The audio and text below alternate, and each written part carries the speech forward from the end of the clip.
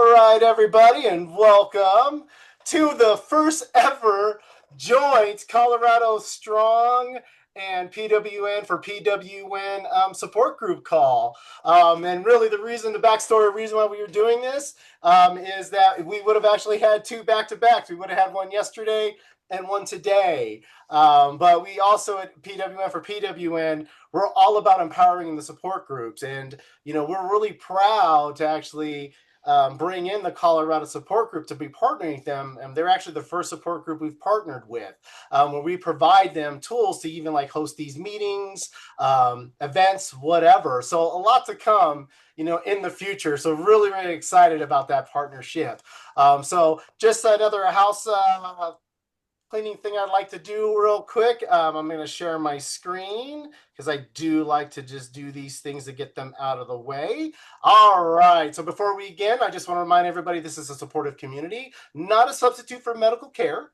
We don't give medical advice. There's no medical advice here. Conversations based on personal experience and peer support, not clinical recommendations. Of course, always consult your doctor and respect everyone's journeys. Everyone's experience with narcolepsy or IH is unique and valid. So again, let's just keep this a safe and supportive and empowering space. And would also just like to thank our sponsors, Avidel and Takeda. They're what's making this happen, making all this possible by sponsoring us. All right, so there is that. I'll get that out of the way.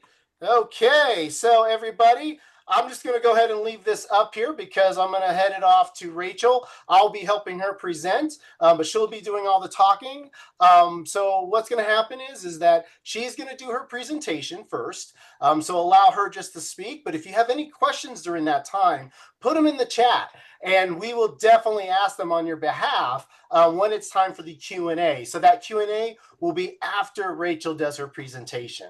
All right. So with that said, Rachel, go ahead and do your presentation. I'm going to go, and one thing I do want to do is make sure everybody, you mute yourselves just so that we don't get any type of interruptions.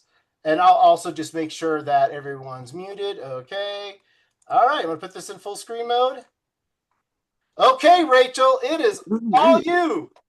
All right. Well, howdy, everybody. I'm Rachel Nesmith, and I live in Dallas, Texas. And I've been living with narcolepsy with cataplexy since 2001. And I'm a mom and co-host and advocate. And I'm trying to be like bold in my initiatives and find humor even in our darkest hours. And I really enjoy being part of this group and an advocate for persons with invisible illnesses. I say I live with an illness that most people don't see until they stare, meaning that when people don't usually see narcolepsy until they see the severe symptoms. Like by the time the grogginess is taken over and I start going into like status cataplecticus, it's already like beyond that point. So now they're like staring like, what in the world is wrong? It's just getting harder and harder to hold up your head.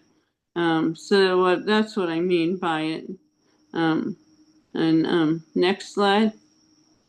Let me see. So this is from our trip to Seattle as a group, which is a lot of fun. There's a lot of like, what is narcolepsy? First off, I think we all are familiar with it, but it's a neurological condition that's affected by excessive daytime sleepiness. You got the loss of voluntary muscle control, temporarily caused by emotions such as laughter or anger. And we know the lovely sleep paralysis, where REM intrudes onto the real world when the hypnagogic hallucinations. And it's just an ongoing cycle of no metronome, no synchronization of sleep. It's just like everybody wants to play all their parts at the same time in the orchestra. So it's not really just being sleepy or being lazy, it's beyond that sleepiness, it's that pure exhaustion. It's something like, it's chemically something in the brain. It has nothing to do with anything that we've done. Indefinitely. And it can really affect your life. And no one really understands what's going on, but other people like us. Next slide. Let's see. Yeah, this is very important. It's when you're going on traveling, especially alone. There are certain points where you can be filled with utter terror because any one of our conditions could land us, render us helpless, unable to fend ourselves from being robbed or mugged or worse. Those things, like on top of being a female, are things that always cross my mind since I've had narcolepsy. And how am I going to protect myself? So, like, of course, you want to be mindful of any ride shares you do, and make sure the name and the license plates match up. You definitely, yes, if you have your service animal, this is an awesome way to have some support. And they can even sense if you're about to have an attack sometimes, I've heard. And essentially, but like have being stressed out, that can make like all the cataplexy and sleep attacks worse. What we need is less judgment and critiquing and more understanding, and people being willing to expand their minds to be more than one dimensional, like this behavior must equal drugs or something that this person self-willed, versus an autoimmune disorder we never asked for. So what we do need, like for long distances, like I can walk fine and for a while, but when at the airport, it's astronomically long walks, and a lot of times you're worried about being in the wrong place and getting things on time, and taking these medications through TSA that are highly suspicious-ish, like sodium oxybates and Xywave. And you have these, a lot of people have stimulants on them and wake promoting agents. So that's me, brings us back to the wheelchair is great for those long distances. So yes, pre-check if you can get it, definitely get it. I don't have it, but I wish I will. Um, but also, like, if there is early boarding, I would suggest getting that. Even if you just have to tell them, I'm disabled. Even if it's for you're for people with autism. But for me, it's like standing in line and having cataplexy is not fun. And this is my, yeah, there should be more rest zones involved. Usually you see everybody else resting, and you can rest like they do in those uncomfortable airport. But definitely I think this is my favorite quote. Like, planning isn't optional, it's survival.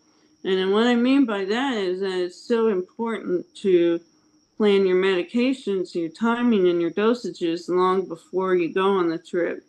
The more pills you have, the harder they are to get and order ahead of time, especially if they're those controlled substances. You have to make sure you have all that in order long before you get on that plane to leave. If you want to have a successful trip, especially if you're going to be alone at any time. Um, Next slide. Okay, yes, this is I've had several experiences in my life where there have been narcolepsy has made my travel and TSA and the medical teams medic teams and paramedics at airports have a strained relationship. There's been a lot of misunderstandings over the years that that uncontrollable back-to-back sleep attacks like Tara saw, where I just couldn't stop falling asleep, and they would wake me up, and I would just fall right back to sleep. After several times of that, I'll start to go into status cataplecticus, where it's like in between sleep paralysis, hypnagogic hallucinations, and cataplexy all at once. It's extremely hard to get out of, and this is by the time that it was absolute worst for me at the airport. I was in that state of and it was being stuck in that sleep inertia versus and cataplexy was, well, it's terrifying. Um, I often like go through like TSA, and I had to, like, you wait for a long time for a wheelchair. A lot of times, even after I have requested it beforehand, or you say go wait over there, and you sit for an hour, and you're like, I'm about to miss my flight. And a lot of times it's like, if you don't take me, I'm gonna miss my flight. And when they finally did take me to my flight, um, that's when they decided to move my flight to another gate. So I'm like, I need to be moved to a whole other gate. I'm starting to have another sleep attack again, and I cannot get out of it. I am trying to tell people, don't freak out. No, no, no. They're always worried that it's diabetes, drugs, or or a seizure, some kind of epileptic or diabetic. They don't really buy into like the narcolepsy part. That I'm having the episode, so whatever I'm slurring can't really be trusted. So when you don't have a support person there to like explain your symptoms, they almost always call like the medical professionals, and that's what happened. They end up calling the medics, and they wouldn't let me board the plane until I got cleared for they checked my blood pressure and my diabetes, and I'm like, said, see how I'm finally starting to wake up a little bit. I'm like, see, my blood sugar's fine. My blood pressure is fine. It is what I say it is. It is narcolepsy with cataplexy. And at the end of the experience, they're like, you taught us something today, so now that we can be better, like paramedics, and know what this is when we come across it, that there's more than just epilepsy or drugs or something worse on the plane. So these are like the real consequences of feeling invisible, feeling alone, where no one did understand.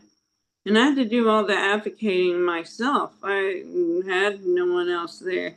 And I can't count on mommy, daddy to come save me, because I can't even move to get to my purse, to my phone.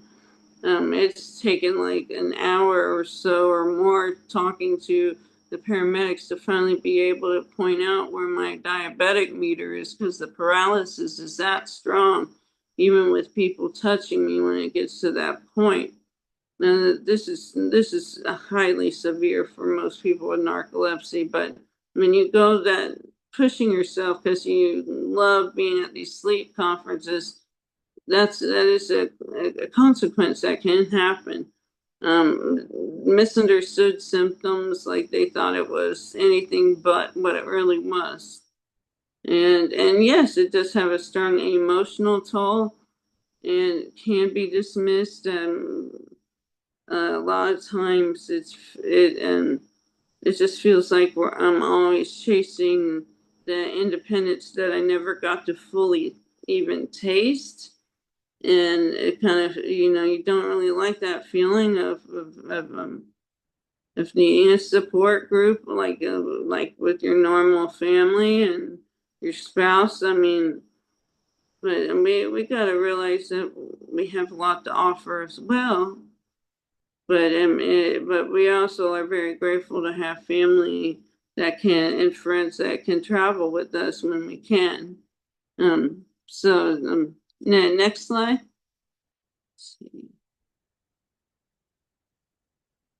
See there. Oh, go back one more. Oh no, one more. Go up. I was wrong. Okay. Yep. That's what I felt like at there when it was like the wrong gate. It was the emotional weight of this occurring to me or anyone is that loss of independence, that loss of adulthood ish, that you want an adult so bad, but then narcolepsy, boom in your face, and you're like a helpless little girl again. Um, yeah, this fear like everybody's not going to believe you that you are a druggie. This isn't just this time. This has nothing to do with any, like, it's not the organization's fault for this. This has been like a fact of life for many, many years with the airport, where other passengers are so freaked out by the cataplexy that some have acted so disgusted to demand that they be moved to another seat because they should not be discriminating against me, whether it's cerebral palsy or whatever. They should not be like they were like get her away from me. She's disgusting. They're like she's a drunk. They always think these things that aren't necessarily true.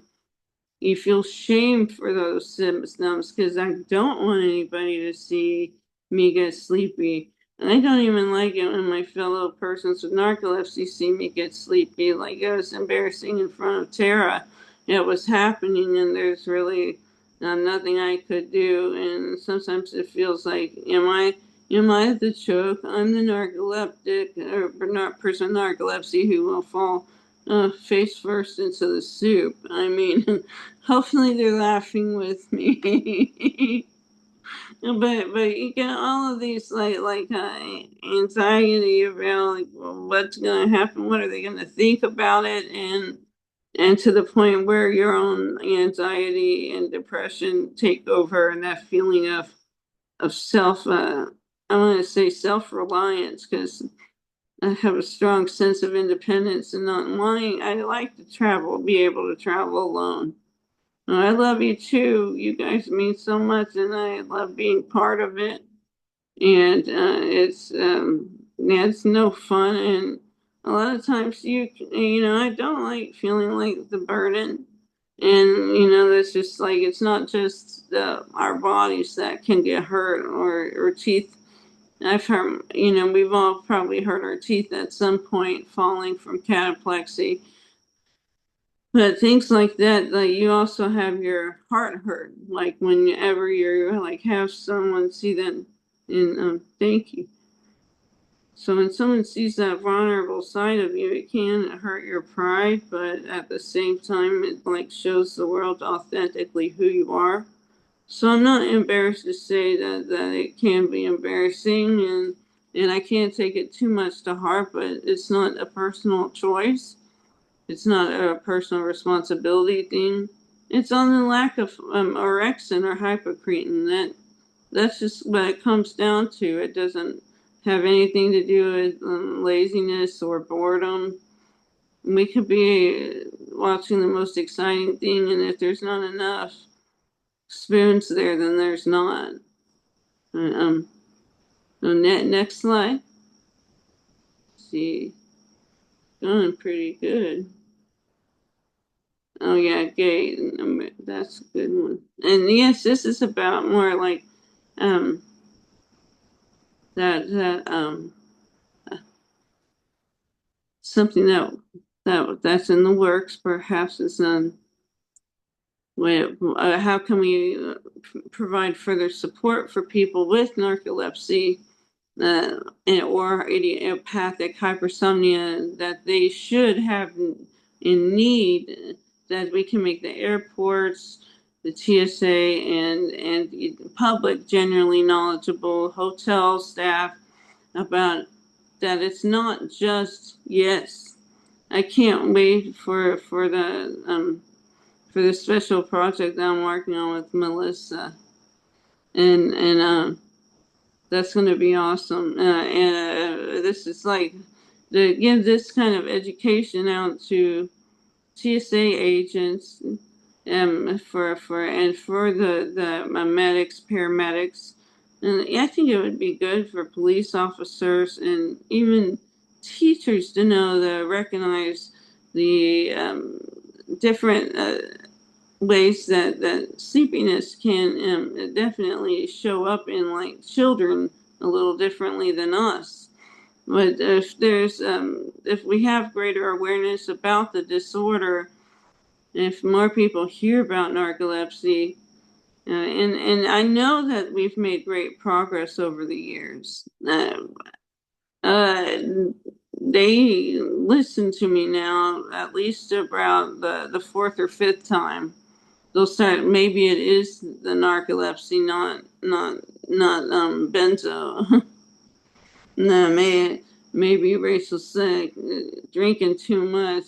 Sometimes, people will make bad assumptions about you. Like the time I got denied service I at a bar because I ordered a virgin pina colada, and they told me, she said, you look like you've already had too much to drink.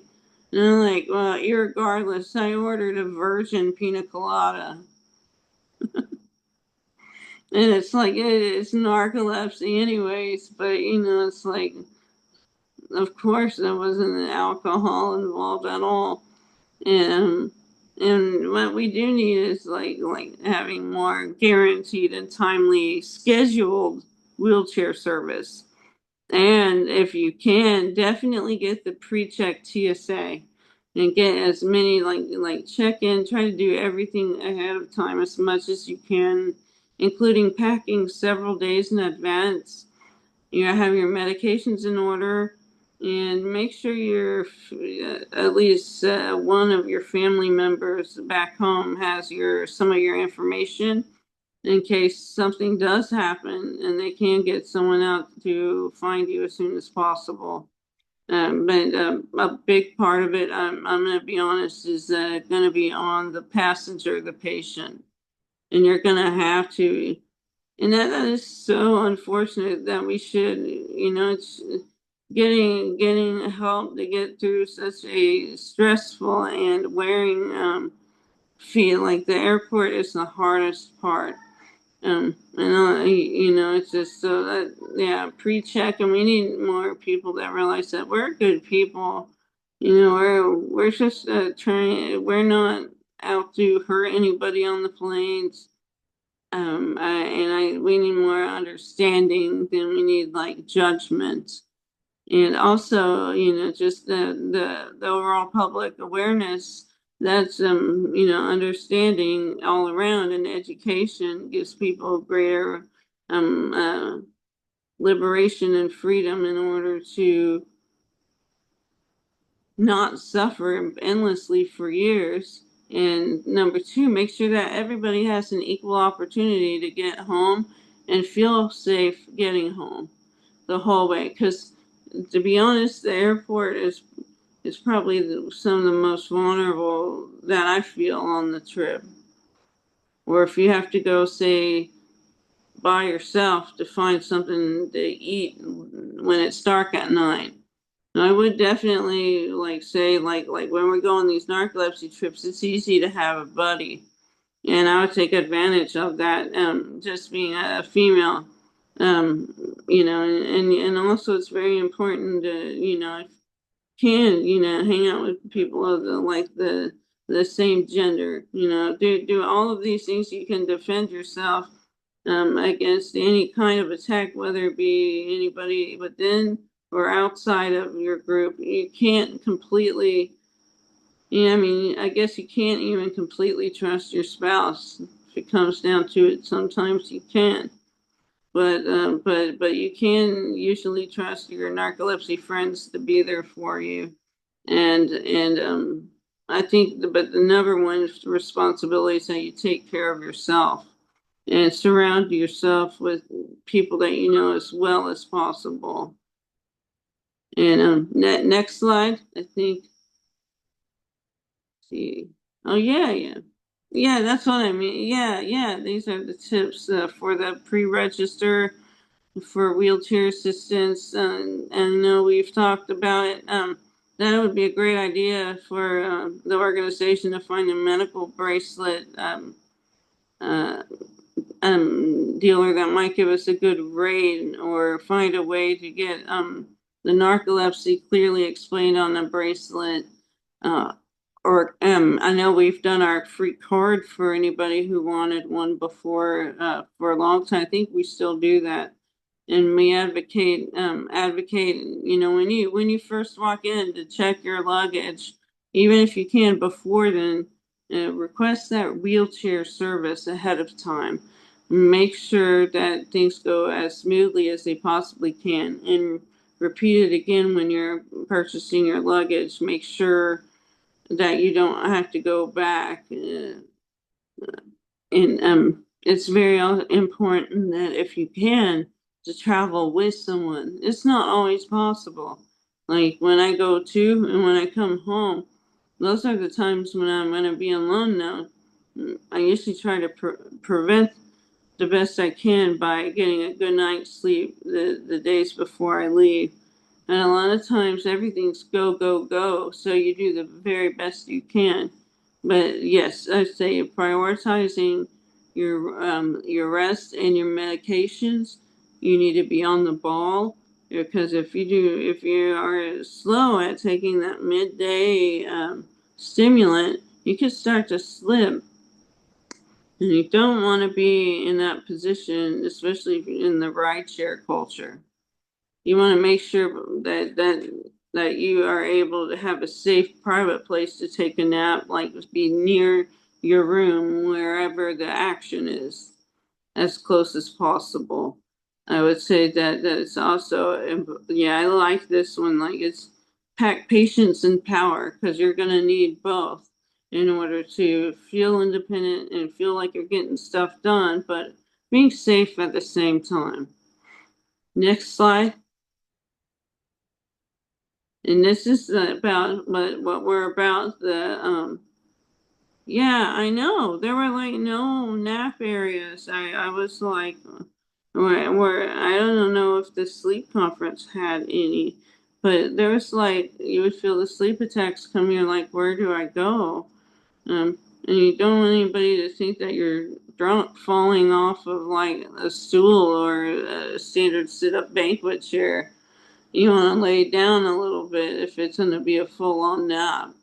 And, that's why I think it's important that we have NapChat and Colorado Strong Support Group, because whether you have narcolepsy or IH, or you're a caregiver, this is a safe place to share stories. You can show up as you are, no judgments passed. It's not a beauty pageant.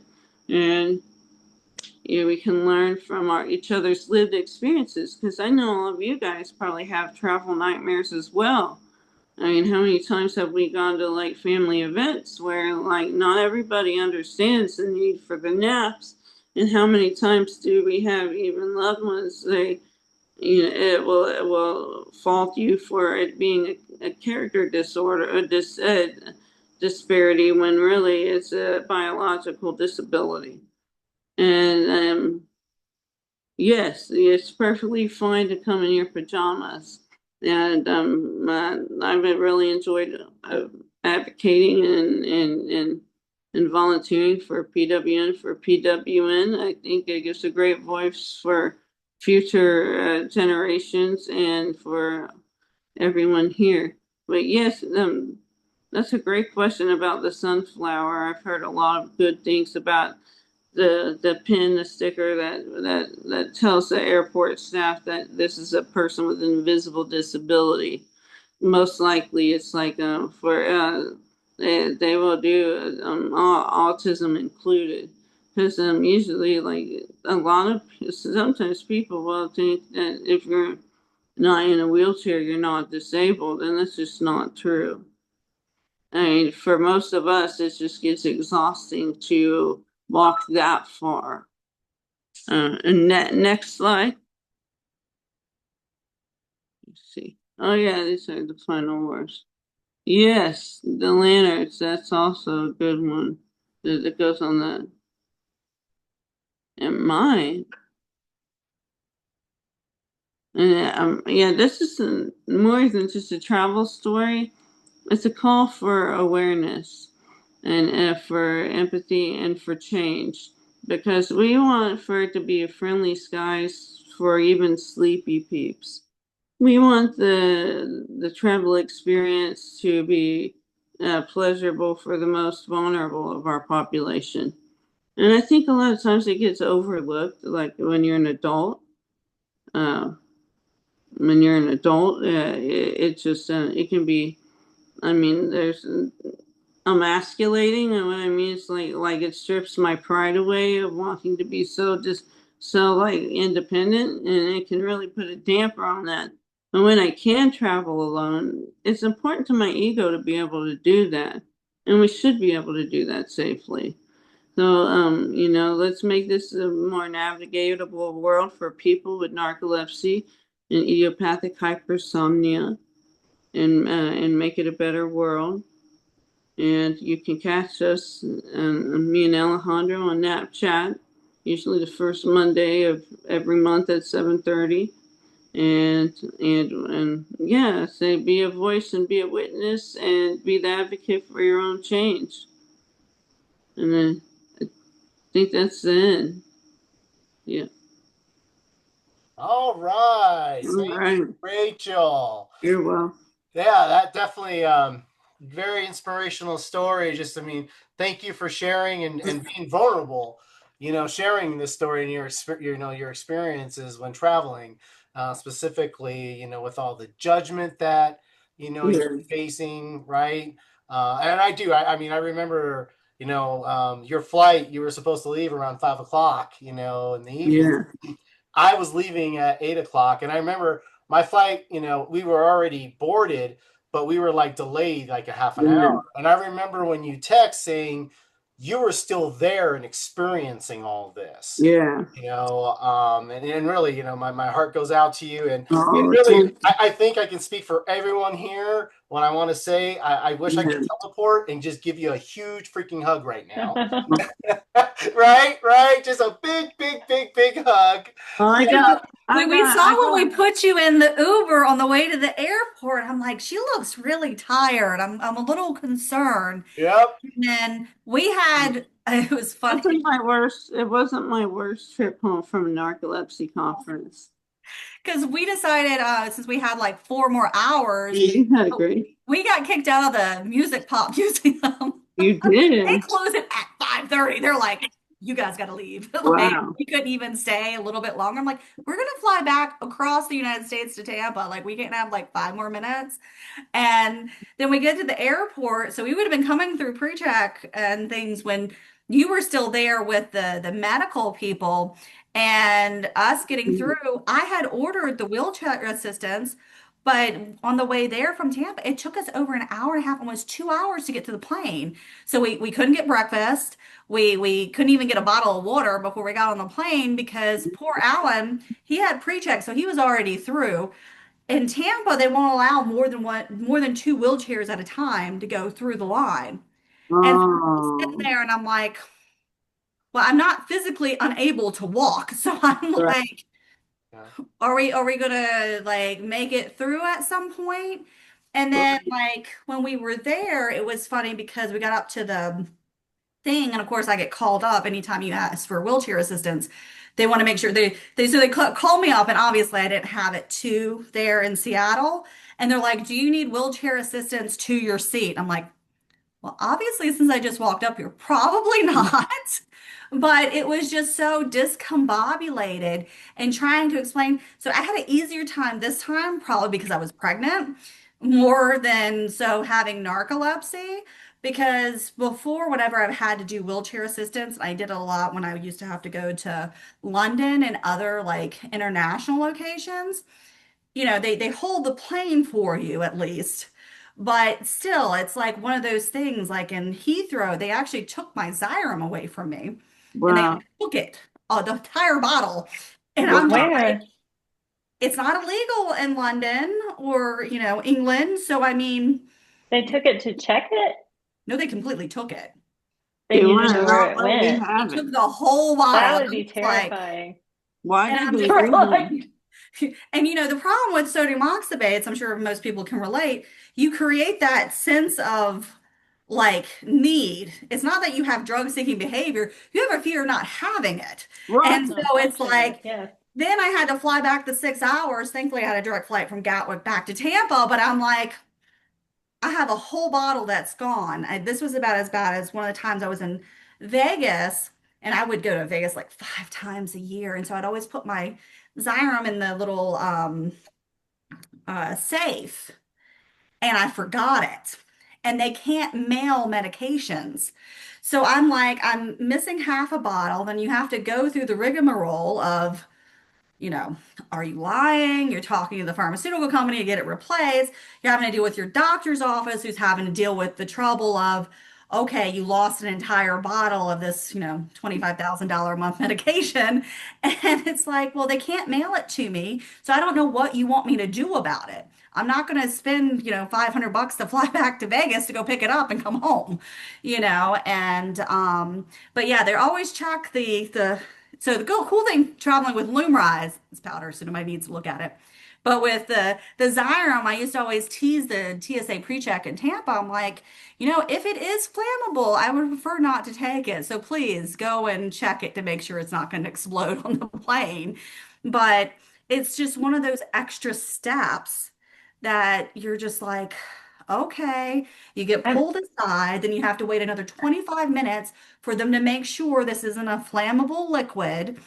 And even with TSA pre-check, because I have global entry, so it gets you back into the country faster. But like it was, you know, it's an Shane, ex I'm sorry. I want to back up and clarify here. You said they took at Heathrow, they took your bottle and they didn't give it back. yeah, they took it. They completely confiscated it. terrible? And what was the reason? They wouldn't. I don't know. I literally had like less than 15 minutes to get to the plane. So I was, by the time they had it and they had it for like 45 minutes, I'm like, I gotta get on the plane. I am not gonna miss my plane because of this. But there wasn't, and since it's not illegal in the country, I couldn't fathom why. So I did a lot of social media talking to Heathrow, but there was never a clear reason given. And honestly, Because when you're in that situation, they don't have to give you one. And you're just I'm kind of stuck and you're like, do Right. I deal with this here and maybe miss my flight? Or do I just deal with the after effects when I get home?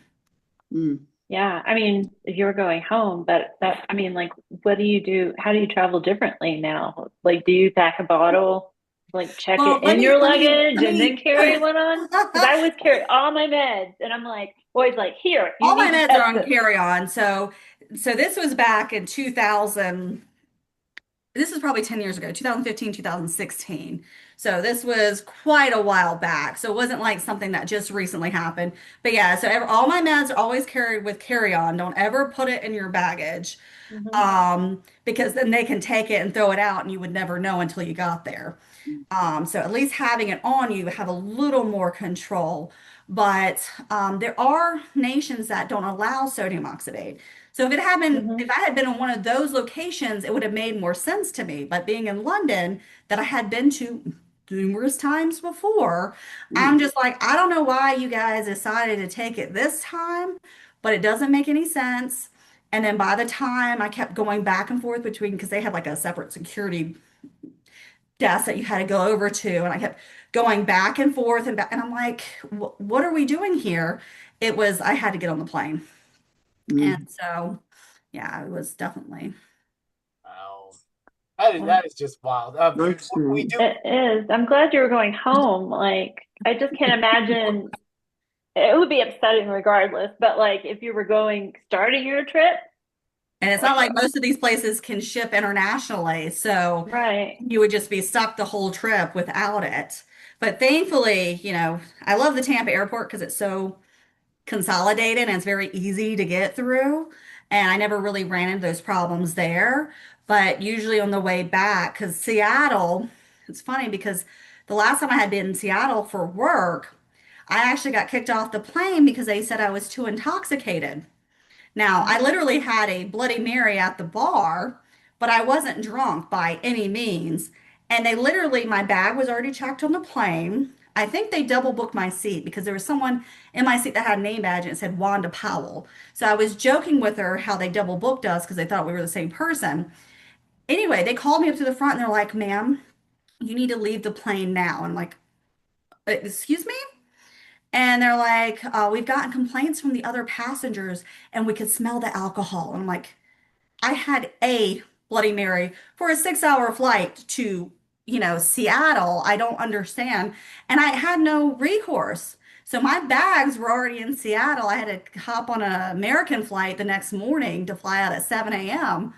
And there was nothing I could do. And so with her saying like she she couldn't get a virgin, Yes. pina colada, like I remember telling the story at the bar coming back home. Now, I'm Great. not saying anybody with narcolepsy should be drinking like me, but at the time, I was, I would do that before I got on a really long flight because it would help me sleep. But like they wouldn't serve me because of my story. They're like, we want to make sure you get on the plane. And I'm like, if I get kicked off the plane, because I had been to Vegas so many times, and I'm like, you're telling me all those drunk fools that fly to Vegas and back don't get kicked off, but I'm traveling for work and it's not like I'm with a big group. I am by myself and you're not going to let me keep my flight on the plane or seat on the plane because Yeah. you think. And it was probably because, again, for me, if I would drink, I would get extremely tired. Yeah. That's one of the things you have to remember when you've got narcolepsy is how does it affect you? You might seem drunker than you are just because you're sleepy. Yep. But A Yeah. lot of times it likes to go into sleep paralysis at the same time. no, Yeah. I could see that. There is a question from Celia Pope. I'm going to read it. She just finally got. Excuse me. I'm sorry. I got to ask her a question. I relate to your story, meaning Rachel, as someone who's rebuilding, their community and recently finally got their diagnosis, but have no family, friends, or a partner to help. Getting trapped at Red Rocks when I showed my med bracelet and was confused about how to find the Uber and was accused of being aggressive when I wasn't yelling, but assertively asking them to do their job and help me, and started panicking. Any advice or words of encouragement to go out and travel outside my house and be in a community where there's such a feeling of lack of control? Yeah, that's a great question. So yeah, what do you all got, Rachel? Anybody? I What would do you say have it's that advice for somebody caged newly diagnosed? animal feeling. So you're sitting there and you're like, I am a capable human being, and you're talking to me like I'm a 5-year-old. And you're like, and Rachel has such a great personality and things. I remember I was talking with Alan about this, and I'm like, if it had been me in this situation, I would have been arrested and probably hauled off the airport lot. So I was like, I'm sitting there and I'm just like, I was quite grumpy. Some would say bitchy at because I some use the point. term compliant, and Alan's like, I don't know if that's the right word. I'm like, but no, compliant. I mean, Rachel's so even and kind of easygoing. Then you get me if I have too much energy or like I know something is not supposed to be a certain way, I will call out everybody in the thing and be like, I want to speak to your supervisor. Then, if not, let me speak to the security guards because you guys aren't doing your jobs. Or, I would just cause such a thing. And then, because one thing I've learned from traveling is sometimes it's just better just to let things flow. I mean, it's really, really hard.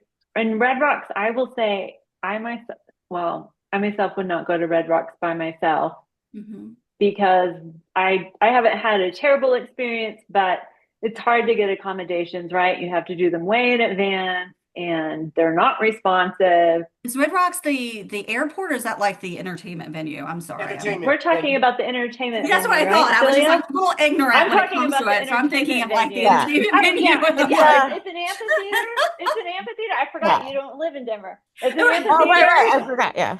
No, it's a concert venue. Because like I'm very big into like music and the scene, and I've had your experience of like I have had a drink, but I'm like I'm just sleepy. Like it's not Yeah. from that, it's like my brain shuts off sometimes. And I think just getting encouragement of like my fear also is in if I'm ever assertive because of what I look like, I get called angry and aggressive. And so it's like the caged of like, I'm not being like an angry black woman. I'm like, I'm panicking because my brain's spinning off and I just need help to get home. So it's been very scary to be out on my own and be like, no, please don't call the police. I just need you to show me where the papers are. And people don't value the vulnerability that we have to Yeah. allow ourselves to be. Mhm. 'Cause I know I've done some talks around, like my career and different things. And as a woman in a male-dominated industry, because I come from software development and telecom and real estate, I'm like, I would never say that I was disabled. I would never say anything about having narcolepsy. And, it's refreshing that our younger generations will, but for me, it would be something that would never cross my lips, even if I needed the help. So, now that I'm having a daughter and like certain things, I'm like, there are some things I won't accept now. And I'm like, no, this can't happen. But being at the music venues, so my better half, he's a guitarist, a musician, and he does a lot of our video edits and things. But he like was almost signed by like Universal, so we do a lot of different events and things. And I'm lucky because it took me 40 years to meet him. So beyond that, I was single the whole time with narcolepsy and I don't really have any family. So I know that feeling. So you get out there and I'm fiercely independent because I've lived on my own since I was 19. And I'm like, you get in these situations and you just have to stop and go, okay, this isn't working. Let me try it this way. And then you step back, okay. And then finally, sometimes I even take the approach because, I come from years of sales. I just go, well, can you help me understand what the proper process is if someone needed help getting an Uber? Now, I'm not saying this is fair, but if you start asking questions in that manner, sometimes it flips the paradigm of these people being probably at Red Rocks, and especially in Denver, where you've got psychedelics, pot, and everything else somebody can be on. Go, okay, so this person needs help, and it triggers a different part of their brain. That would be my only suggestion because you may not be called I would be called an angry black woman because I would be up in people's faces going, what are you doing? And, so I know that feeling because like, and you just feel it rising. And I have, But doesn't it trigger cataplexy, Jane? Like I was gonna say, I have to be calm. I Mhm. have to be calm because if I get angry, then I can't even speak. Yeah, Right? same here. I'm Same here, extremely Christy. Yeah. I get calm. like, Anger I is my slur number my one words. trigger. I slur Yes. words. And then they'll think I'm drunk and then I Yeah. can't, and then I get angrier and it's like a whole nother thing and I'll be on the ground eventually. I Yeah. originally was diagnosed with N2, and I'm extremely lucky. I always tell my doctor this. So even for the pregnancy, they're like, you have to be induced or have a scheduled C-section because you might have cataplexy during labor. And I'm like, I think I'm gonna be in too much pain to go into a cataplectic attack. And because I'm like, I've never really had a huge cataplexy attack. Mine would present itself like, Pain can trigger in me because mhm. I've had 2 hip replacements. It can Oh, trigger wow. cataplexy. That's when it was the worst. But also I wasn't sleeping. So So for me, I'm like, but she of course had a good point. So I was diagnosed in 2010. She's like, Jane, you've been medicated for the past 15 years. How would you know? And I'm like, that's a good point. But my cataplexy, the way it presented itself, I would be holding a glass. And in my brain, I knew I was going to drop that glass. No matter what I did, it didn't matter what I was feeling. No matter what I would still drop the glass, or my ankles would roll, or I would know something was going to happen and I couldn't stop it, but it wasn't being triggered necessarily, or if it was, I don't know, by an emotional response. So that's why I tell people, it's very interesting how our narcolepsy presents itself because it's so different per person. Mhm. yeah. I don't know if that was helpful at all. We tried. I'm sorry. That's helpful. It's It's really helpful. friendly, right? And like I was Yeah. single for many, many years Mhm. too. Um, and I went on Meetup and found lots of friends that way, networking. Like I never had a problem. Like there's always a group to find someone to go do something. Like I would just try to take a buddy or travel. I know that that is not like the answer. Not the I did PC a answer lot of for me traveling by myself myself. because I just don't like feeling, I don't like feeling vulnerable. And I don't like feeling like, because then I feel more vulnerable and then it becomes like this thing. And then I like don't want to leave my house, you Yeah. know. So, Mine was through work. So when I did travel by myself, especially internationally and other places, I would find group tours. So it was like golden tours and stuff like in London. So I would do like a day tour of Paris and see Stonehenge and everything. And you're with a whole group of people. So you're not necessarily by yourself. But traveling by yourself, it can be very, let's just put it this way. I was extremely lucky. I would just put it, God was watching over me, with all this travel and different things because I could have ended up in some very precarious positions that, especially when we talk about business and the after parties and things, you end up in very interesting scenarios and you're like, but Fair. I think that was helpful just to hear, like, okay, you've done it. Like, you've made it. You're here. Things weren't always great, but hey, you made it through and things get better. I think that's helpful. Yeah. So thank you. somehow you always get through. Like I met a Kristen who helps lead the support group as well just a couple months ago for lunch, and we had lunch, and normally we don't meet for lunch, and I like the food was so good I ate the whole meal. Normally I eat like a you're tiny probably lunch because like, it makes me sleepy. Yeah, and it was like the first warm, it was like really warm day, and we were both sleepy at the same time, and she helped me. I did like it overlapped, but we made it. We made it home. I was afraid at one point we were going to get run over. Like we were so sleepy, both of us. yeah. Like That was like today's meeting with the Health and Wellness 360 group. And I was very like punctual and we were chatting about different things. And then like right about the hour and 15-minute mark, I never sit on my couch when I take meetings and I was just out. And so then I'm like, Alejandro, did anyone ask what happened? He's like, no, you were just kind of like laid over with your mouth wide open. Like, just Yeah. out on the couch. She was like back on the couch, like her. I don't think I could see like her nose. I think I just saw her chin. Yeah, I'm just like, She was Yeah, out. Yeah, we won't replay it. yeah, exactly. oh, it's As a recorded. matter of I'm fact, like, I do if have the anybody needed replay. proof, I do have narcolepsy. I do have the. I'll be posting that replay tomorrow. By the way, that's right, Rachel. No. That's nice because we don't have to use the excuse. No, I'm closing my eyes to visualize what you're really saying. I love it. They're always my favorite. It took me so long, and I love the community even the Colorado chapter has because I only met a few people. I went to like one Narcolepsy Network conference. And then, because I remember being at the AASM when they were talking about relationships in narcolepsy. And I'm like, it took me a really long time to meet Alan. Like I said, over 13 years of being single. And I was 40 when I met him. So it was like, I have so many crazy, insane stories. And they were talking about when do you tell your partner or person you're dating that you take sodium oxybate?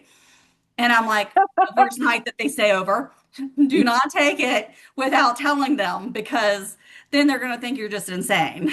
Like, Yeah. because that whole loop you get into and they're like asking you questions and you understand what's happening, but you're repeating the same thing over and over again because you've got the oxybate loop going on and then they're getting frustrated. And it was always funny because my girlfriends would be like, so what did they do to provoke you, Jane? And I'm like, I don't know if they really had to do much.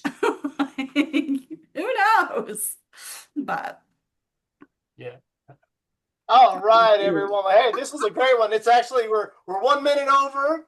But yeah, I think this has been really, really great.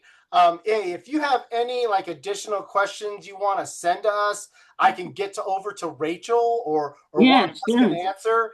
Hey, send that over to programs at PWN4PWN.org, and we will. One exciting initiative I want to mention right quick. So we are Rachel and Alejandra's wife, Melissa, who's an occupational nurse.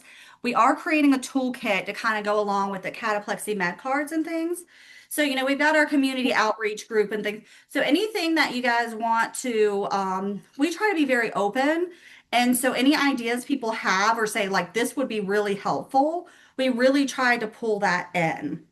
And since you like a lot of music and stuff, we actually have a theme song that's coming out with PWN for PWN that Alan actually puts like some Foo Fighter riffs to.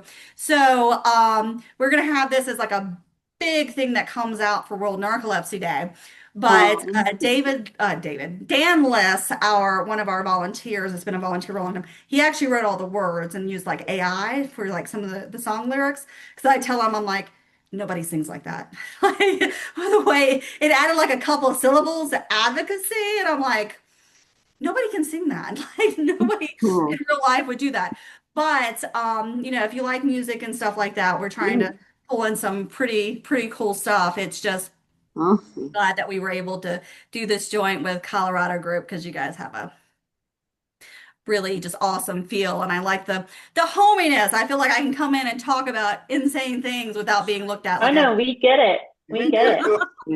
That's what I love about this group. It really is. Yeah, it's a really open group. We all listen to each other. We support each other. And we like to have fun all at the same time. Like, you notice how we like to laugh and stuff too. You need that. It's healing. And then we've got the first PWN baby on the way. Yeah. So yeah, we'll have the little mascot. That's right. Yes. Do you have a name, Rachel? I mean, not Rachel. I'm getting sleepy here. Jane? We do. So, how Alan, he does like bar rescue for small churches. So my better half does worship production and things. So my grandmother's name was Anne Elizabeth. My name's Jane Elizabeth. So we are going with Eliana Jane. So Eliana is Hebrew. It means God's answered prayer. So if anybody has seen my video post from when we found out, I kind of like prayed. This was Valentine's Day this year. And I remember praying and I was like, well, maybe God's not saying I waited too long because, I just turned 43. Maybe it's like, life can be just fine without kids. And then, the test is positive. But, and then of course, my name in Hebrew stands for God's gracious or God's gracious gift. So, God's answer prayer, God's gracious gift. And then I love Alan. He'll like look at me and he's like, for the last name, I'm like, Bush. Because he keeps saying I'm gonna like hyphenate the baby's last. I'm like, no. She gets your last name. It's fine. That's a beautiful name. Beautiful. It is. That's very exciting. And Rachel, thank you again so much for being vulnerable and sharing your story. Thank you for having me. Yeah, I hope you feel supported and that you'll heal from that. Like that. I do. Get back up every time, baby. Next time right. we're gonna bring Bill with you. Like that's not a question. I'm like, we're gonna bring Bill with you and make sure. His name is Terry. Terry. Why do I keep calling him Bill? I've known this since you told me his name was Terry. No, it's Carrie. Carrie. I'm sorry, Carrie. It's like it must be like, it's a girl's name, but it's like the one spelling that means male. Like he was named after an Irish. It's an Irish. Yeah, it's Krry. Yeah, Kerry. Yeah, he's a fun guy. We would like to go visit Alejandro too sometime. That's right. We're gonna have the next PWN meetup in Denver since everybody. You should. Alan is dying to check out Redbox, by the way. So if there's because I know his best friend's gonna be there, or was just there in May for ZZ Top, or somebody was there that he had to go. That's so cool. So I'm like, we'll take it. That's really cool. I look forward to the music. That's going to be cool. Yep. I can't wait for it. Yeah. We need to reserve the seats now, though. Yeah. We don't have to stand in the line. Well, I actually got him tickets for his birthday this year to see Elevation Worship. in Tampa. Oh. I got the VIP tickets that do sound check, but it's 2 weeks after my due date. So I'm like, I may not be there with you, even though the arena from my place on Harbor Island is like 2 blocks. I'm like, I might be there, but I don't know if I'll be able to sit there for like 5 hours straight for whatever. But that'll definitely be a great experience because he has this, vision of working for Elevation at some point. And I'm like, you get to see them set up all the equipment, all that audio So stuff. I'm just cool. like, Alan's a cool guy. Well, hey everybody, Yeah. I'm gonna close this out. I know it's we gotta go because it's 7:37, but I do want to close it off with one thing though. Again, Rachel, thank you again so much. Just did Thank again you. on what Christy said, and then also you can always catch us, like Rachel said, the first Monday of every month for NapChat. Rachel and I host NapChat. That's what we do. We have a lot of fun. We bring on guest speakers. So a lot of good stuff coming there. And then also, join our NapChat digital community. That is, a free community for us. It has programs like the Jobs Project, Health and Wellness 360. You can join that by going to our website at PWN4PWN.com and just click the join here. And then that'll get the process going. And love for you to connect with us. You can connect with everybody in the community. And you can also help build it too, all at the same time. So a lot of exciting stuff going on.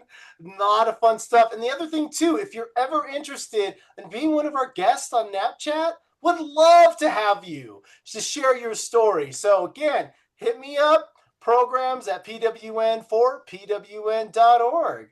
All right, everyone. And Alejandra? Yeah. Alejandra, Yeah. I also want to mention this has been a joint meeting of NapChat and the Colorado Strong Narcolepsy and Idiopathic Hypersomnia Support Group. So we do meet on the second Tuesday of every month right now at 6:30 Mountain Time. And you can connect with us on Facebook or on PWN NapChat. And you can ask if you just connect with us there, we can get you hooked up with an email list.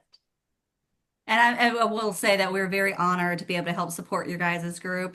And now that we actually have some rationings from the trade show, we should always do a meetup there for Rationing. local for having everybody there. We'd be happy to sponsor that. So, That sounds wonderful. That would be great. Thank you. All I right. love Thank your you so shirt. much, Christy. The sleep is strength. That's right. Yeah. Love it. Yeah. Yep. All right. Well, again, it was a lot of fun to be with the Colorado group. But again, yes, they're always the second Tuesday of the month. And again, we'll keep you all updated there too as well if it changes. So yeah, just follow them on Facebook as well. You can also find them in the NapChat digital community as well because they're there as well. So, all right, everyone, it was great having you all. Have a great evening. All right. Bye-bye. Thank you.